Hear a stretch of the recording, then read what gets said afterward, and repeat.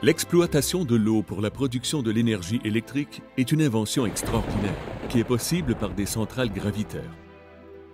Une centrale hydroélectrique au fil de l'eau produit de l'électricité renouvelable à partir du courant d'une rivière.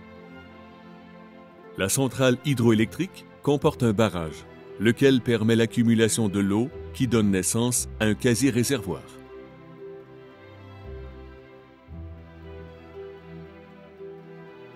Plus la différence entre l'eau retenue et l'eau libre est élevée, plus la quantité d'énergie potentielle est grande. L'eau retenue passe par les tuyaux souterrains pour se retrouver de l'autre côté du barrage.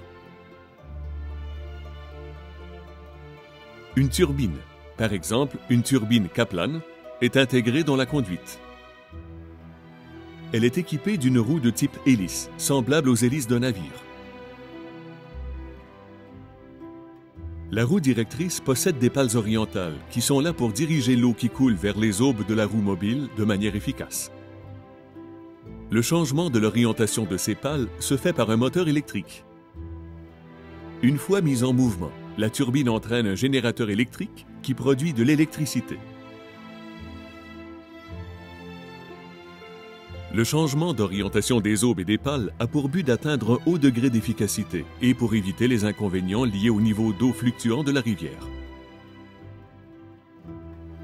La bâche spirale accélère l'eau, et puis les pales de la roue directrice la dirigent vers les aubes de la roue mobile. L'eau qui frappe les aubes fait tourner la roue mobile qui entraîne le générateur qui transforme l'énergie mécanique en énergie électrique. Voici les composants d'une centrale hydroélectrique au fil de l'eau pour mieux comprendre le fonctionnement. Plusieurs installations et le générateur se trouvent dans le bâtiment des machines. À quelques exceptions près, un transformateur élève la tension du courant produit pour qu'il puisse être plus facilement transporté dans les lignes à haute tension. En 1913, l'ingénieur Victor Kaplan invente la turbine Kaplan et perfectionne donc le concept de la turbine Francis. Le rendement d'une turbine Kaplan varie généralement entre 90 et 95%. Le phénomène de cavitation a été un problème majeur qui persiste à ce jour. Cependant, aujourd'hui, il existe plusieurs solutions contre la cavitation pour protéger les pales de la turbine Kaplan.